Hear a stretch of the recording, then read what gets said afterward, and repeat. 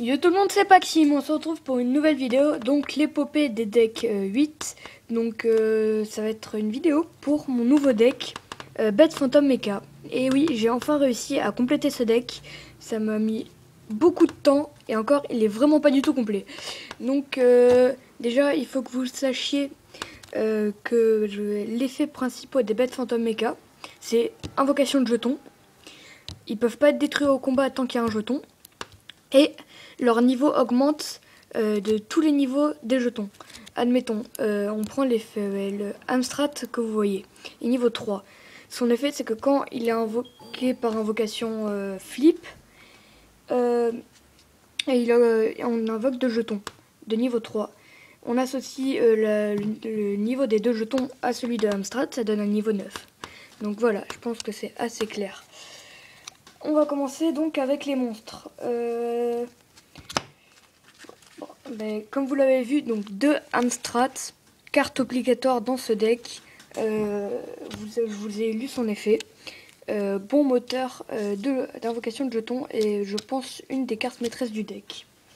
Après, 2 Investortu. Son effet, c'est que le premier jeton que vous avez invoqué, il n'est pas détruit au combat. Il peut pas être, s'il doit être détruit, il ne l'est pas. Voilà. Après, un Megaraptor. Son effet, c'est que quand il y a un jeton qui est invoqué, on peut invoquer un jeton. Et on peut sacrifier un jeton. Et on peut ajouter un monstre Bête Phantom Mecha depuis notre deck à notre main. Donc c'est vraiment pas mal. Après 3 loup plonge. Pourquoi 3? Parce que c'est vraiment une carte destructrice. Son effet, c'est que quand elle est invoquée, normalement, on invoque spé un jeton. Et on peut sacrifier un jeton pour que cette carte gagne 800 d'attaque. Étant donné qu'elle a 1007 d'attaque, elle passe à 2005. Je vais vous dire l'attaque. Donc Amstrad, 1100 d'attaque, 1600 de défense, pardon. Investortu, 500 d'attaque, 2000 de défense. Et Megaraptor, 1009 d'attaque, 1000 de défense. Pour que vous soyez calés. Voilà. Après, 2 faucons noirs. Pourquoi? Parce que dès qu'elle attaque, même si elle rate son attaque, même si son attaque est annulée, on invoque un jeton. Et on peut sacrifier un jeton pour changer la position de combat d'un monstre face recto. Donc c'est pas mal. Après, 2 rails furtifs. Donc 100 d'attaque, 2100 de défense. Ah oui, donc faucon noir, 1200 d'attaque, 1007 de défense. Donc rail furtif, pardon. 2100 de défense, donc c'est vraiment une bonne défense. Niveau 3, on l'invoque comme on veut.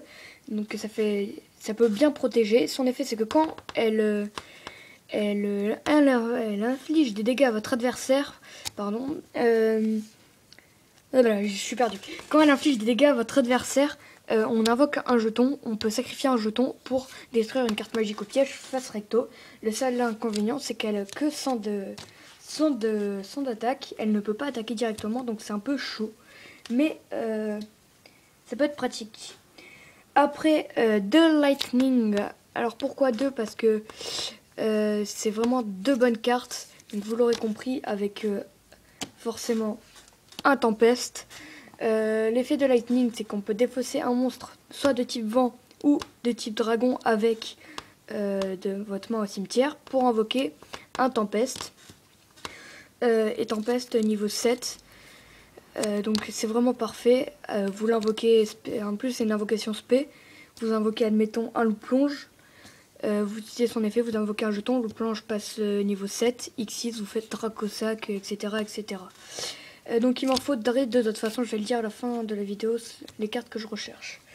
Après, une carte pas du tout utile dans ce deck, mais que j'aime bien. Un Dent de Lion. Voilà, quand je dis pas du tout utile, si, enfin je mens un peu. Parce que quand elle est détruite et envoyée au cimetière, on invoque 2 jetons. Ça peut pas mal servir. Mais bon, c'est pas la carte idéale pour ce deck. Et après, le gourou, que dis-je, le tourmenteur.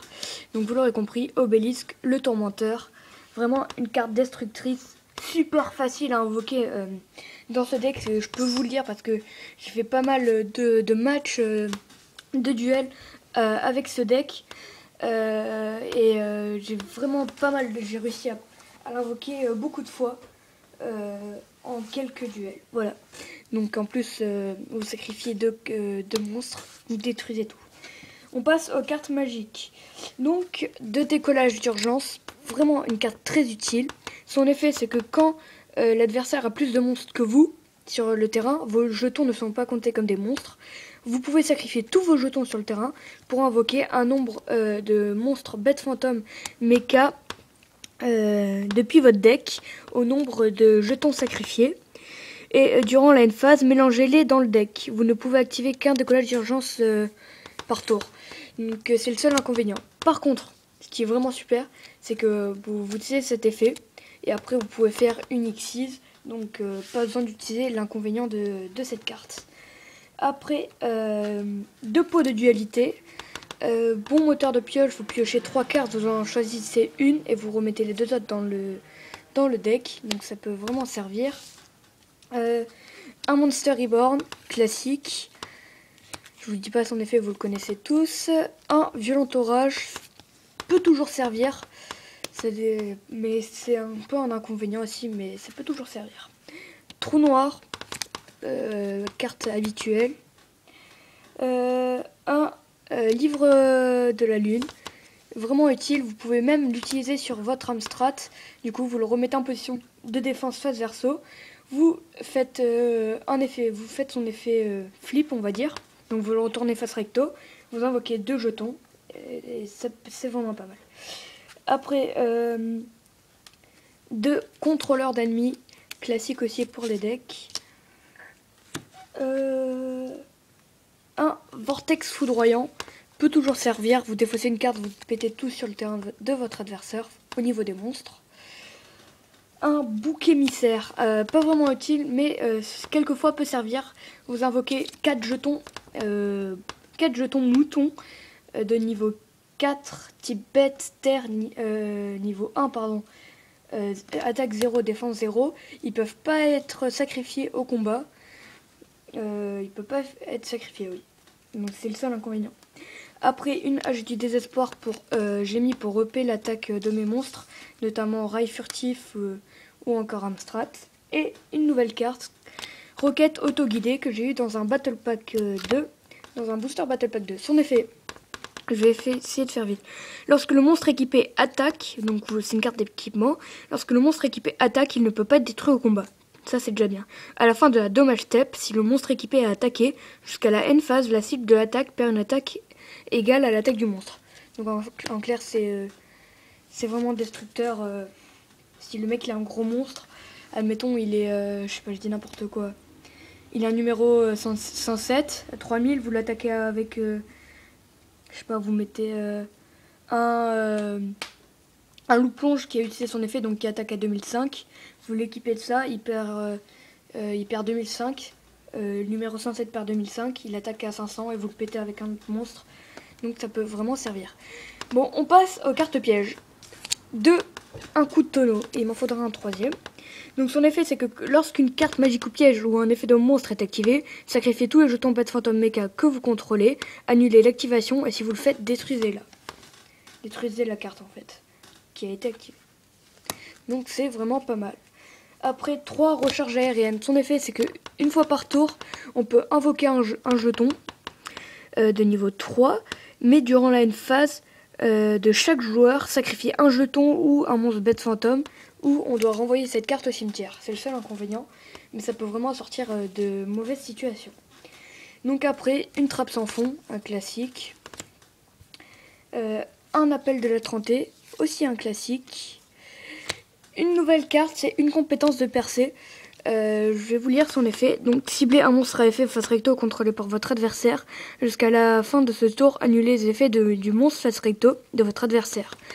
Durant votre tour, sauf le tour où cette carte a été envoyée au cimetière, vous pouvez bannir cette carte de votre cimetière, puis cibler un monstre à effet face recto contrôlé par votre adversaire.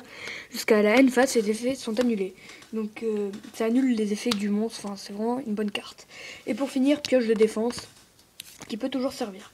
Voilà, donc après, carte obligatoire, des jetons. Ce serait mieux des jetons bêtes fantômes, mais je n'en ai pas, hélas. Après, on passe à l'extra. Un extra un peu misérable car je n'ai que 3 cartes, notamment un numéro 34, Terabyte, un Zainmen Automate et un dragon Léviathan. Voilà, il me reste un peu de temps, donc je vais vous dire ce qu'il me faut. Il me faudrait un Amstrad, mais je vais en avoir un. Qu'est-ce que je peux... Il me faudrait 2 tempestes, un coup de tonneau, si possible. Et au niveau extra deck, tout ce qui est Dracosac, DX6 d'or en 7, etc., etc. Donc voilà, sur ce, je vous dis à bientôt pour une nouvelle vidéo qui risque d'être très prometteuse, car ça va être une grosse ouverture. Donc salut! Allez, salut!